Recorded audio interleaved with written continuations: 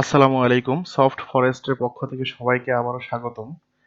আজকে আবারও চলে আসলাম নতুন আরো একটি ভিডিও নিয়ে। তো আজকে আমাদের ভিডিও টপিক হচ্ছে মূলত মাদ্রাসার ওয়েবসাইট এবং সফটওয়্যার একই সাথে।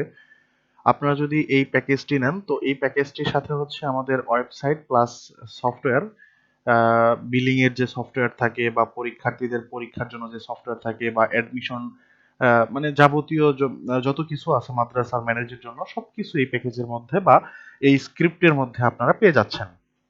আপনারা মূলত অনেকেই আমাদেরকে কুইরি করেন যে ভাই মাদ্রাসার ওয়েবসাইট হলে বা সফটওয়্যার হলে ভালো হয় আমাদের জন্য। তো তাদের উদ্দেশ্যেই মূলত আমাদের এই ওয়েবসাইট বা সফটওয়্যার একসাথে নিয়ে আসা। হয় কি, মানে ওয়েবসাইটটা যদি আলাদা হয় আবার সফটওয়্যারটা যদি আলাদা হয় ম্যানেজ করা একটু কঠিন হয় বা একটু টাফ হয়ে যায়। তো তাদের জন্যই মূলত ওয়েবসাইট প্লাস হচ্ছে অ্যাডমিন প্যানেলে সফটওয়্যার সহ একই সাথে করা হয়েছে। তো আমরা যদি একটু দেখি আমাদের ডিজাইনটা, এটা হচ্ছে আমাদের মেইন হোম পেজ। এখানে শিক্ষার্থীদের কিছু বানিয়ে এখানে হচ্ছে এটা হিরো সেকশন। দেন এইখান থেকে হচ্ছে দানের অপশন, দান করা যাবে এইখানে তহবিল অনুযায়ী। দেন এইখানে বৈশিষ্ট্য, নোটিশ বোর্ড, তারপর এখানে কিছু আরো সেকশন, প্রিন্সিপালের বাণী, বিভাগ কতগুলো আছে, তারপর হচ্ছে যে শিক্ষক বৃন্দ কারা কারা আছেন, দেন এটা হচ্ছে ফুটার। দেন এইখানে আমাদের সম্পর্কে একটা পেজ আছে, শিক্ষক বৃন্দ আছে, গ্যালারি আছে, চাইলে মাদ্রাসার যে কার্যক্রমগুলো হয় সেগুলো এখানে অ্যাড করা যাবে। এখানে আমাদের নতুন ওয়েবসাইট এটা, তাই আমরা এখনো কিছু অ্যাড করি নাই। দেন এইখানে হচ্ছে নোটিশ বোর্ড আছে, মাদ্রাসার যে নোটিশগুলো সেগুলো আপনারা এখানে দিতে পারবেন। দেন এখানে ফলাফলের অপশন আছে। শিক্ষার্থীরা চাইলে তাদের ফোন থেকে বা ল্যাপটপ থেকে নিজেরাই হচ্ছে যে ফলাফল, বিভাগ বা হচ্ছে পরীক্ষা কি পরীক্ষা সেটা সিলেক্ট করে এখান থেকে রোল নাম্বার দিয়ে তারা ফলাফলগুলো দেখে নিতে পারবে। দেন এখানে যোগাযোগের একটা পেজ আছে। আর এখানে দান করুন একটা পেজ আলাদা করে রাখা হয়েছে, যেন এখানে অ্যামাউন্ট সিলেক্ট করে বা এখানে ম্যানুয়াল অ্যামাউন্ট বসিয়েও দান করা যাবে। তথ্য দিয়ে দেন এখানে পেমেন্টের পদ্ধতিগুলো এগুলো অবশ্যই আমরা ব্যাকএন্ডে রাখছি। ব্যাকএন্ডে অ্যাডমিন প্যানেলে এই পেমেন্ট মেথড গুলো ইন্টিগ্রেশন করা যাবে। আচ্ছা, এই হচ্ছে আমাদের ওভারঅল ওয়েবসাইটটা।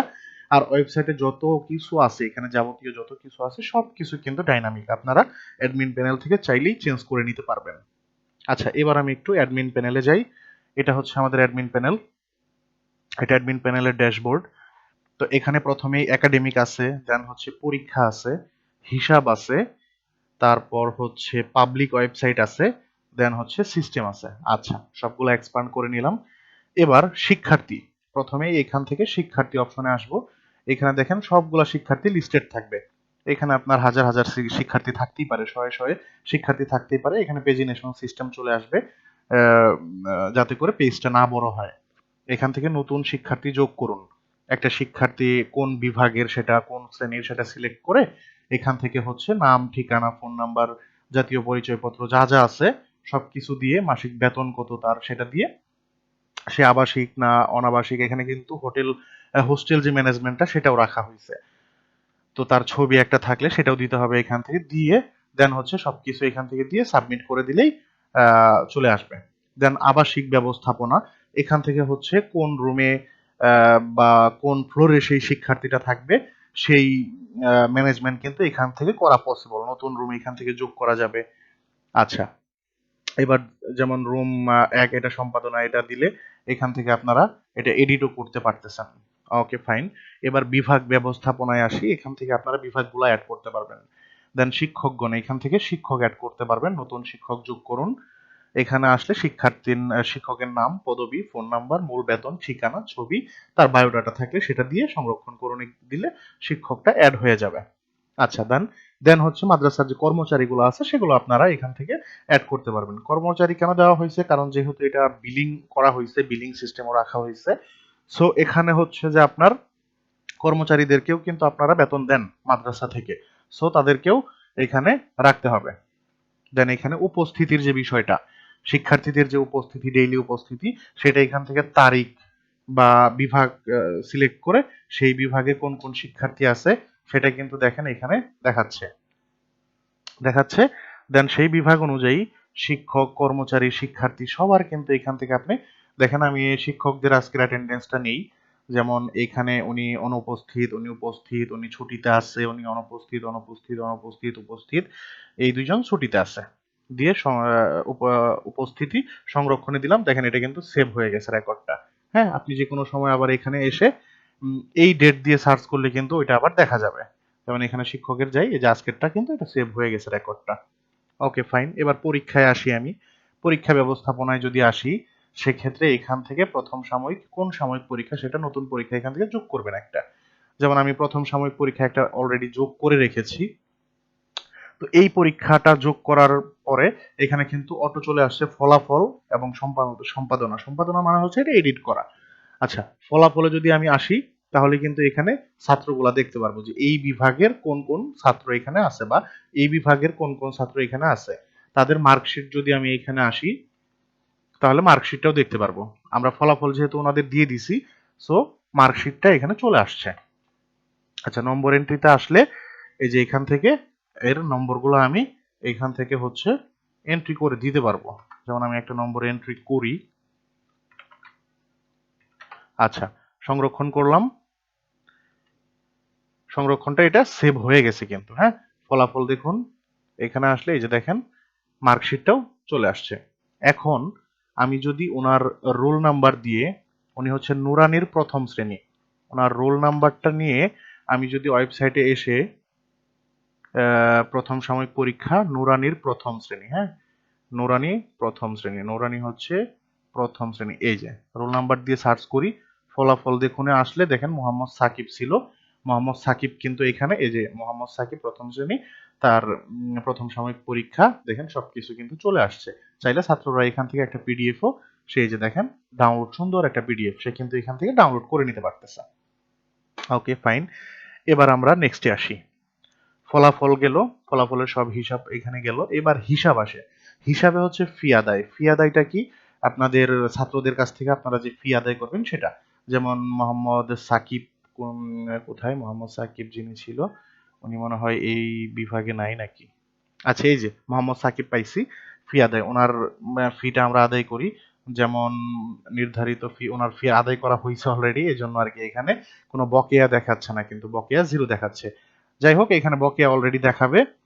তো সেই অনুযায়ী আমাদেরকে কিন্তু ওইটা ফিটা আদায় করতে হবে। এখানে ক্লিক করলেই ফি আদায় হয়ে যাবে। এখানে ক্লিক করে ফি আদায় করুন ক্লিক করলে ফি আদায় হয়ে যাবে। বেতন প্রদান, শিক্ষকদের এখান থেকে বেতন দিন।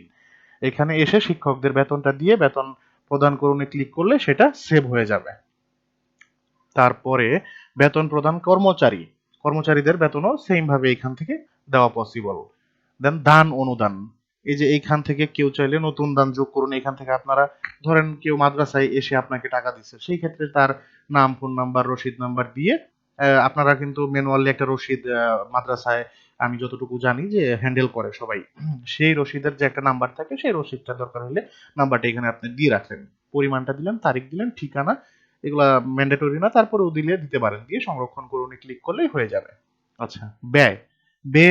ব্যয় আসলে এখানে আপনাদের যে খরচ, মাদ্রাসার তহবিল থেকে যে খরচগুলা হয় ডেইলি, সেই খরচের আহ, অংশটা এখানে আপনারা কি কি বাবদ, আসবাবপত্র নাকি বাজার, না মুদি দোকান, না বিদ্যুৎ বিল, না মেরামত সংস্কার, যে কোনো কিছুই এখান থেকে আপনারা ক্যাটাগরি ওয়াইজ সিলেক্ট করে কত টাকা খরচ হয়েছে ডেইলি সেটা এখানে লিখে রাখবেন। তাতে করে রিপোর্টে গেলে আপনারা কিন্তু সেই বার্ষিক বা সর্বমোট বা জুলাইয়ে কত টাকা খরচ হয়েছে বা আয় হয়েছে সবকিছু এখান থেকে দেখতে পারবেন। Okay fine.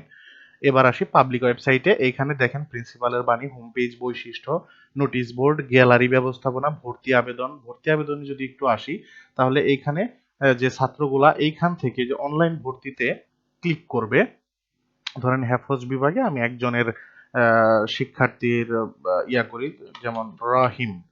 রহিম হচ্ছে ছেলে, তার জন্ম হচ্ছে আপনার 2004 সালের মেতে 4 তারিখ।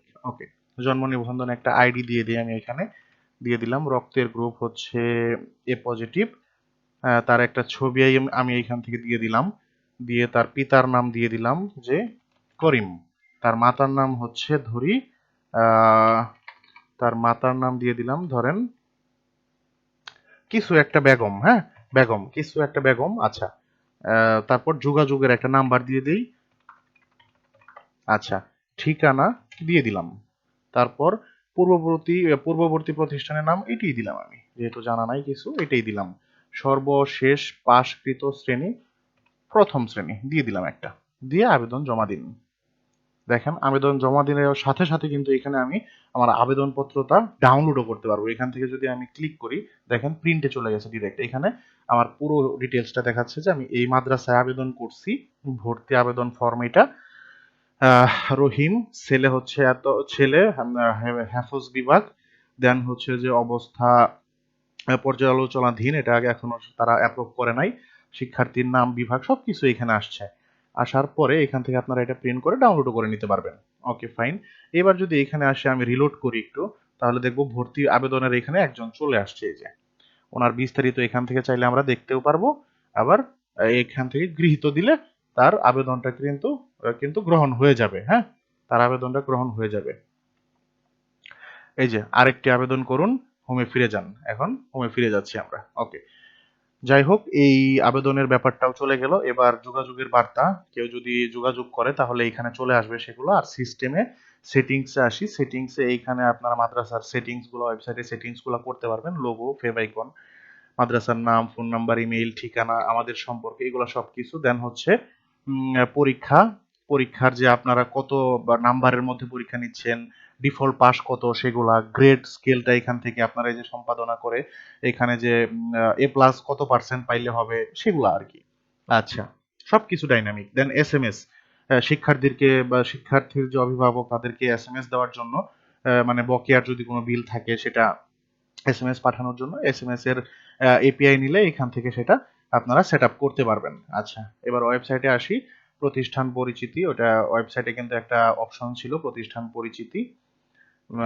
এখানে আমাদের সম্পর্কে এখানে মেবি আছে প্রতিষ্ঠানের এই যে ইতিহাস, এইখানেই এগুলা দিবেন।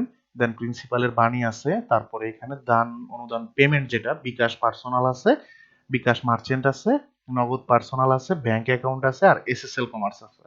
এই কয়েকটা পেমেন্ট অপশন রাখা হয়েছে। এর বাইরে আসলে আমাদের বাঙালিদের জন্য বা বাংলাদেশিদের জন্য লাগে না, সত্য কথা যেটা। লাগলেও যদি আপনারা কেউ রিকোয়েস্ট করেন আমরা অবশ্যই সেটা করে দিব ইনশাল্লাহ। তো এই হচ্ছে পুরো আমাদের সফটওয়্যারটা। আশা করি আপনাদের ভিডিওটা ভালো লাগবে, এবং যাদের এই সফটওয়্যারটি বা ওয়েবসাইটটি লাগবে তারা অবশ্যই আমাদের সফট ফরেস্টে যোগাযোগ করবেন। আমরা তাদেরকে সর্বোচ্চ সহায়তা করার চেষ্টা করব ইনশাল্লাহ।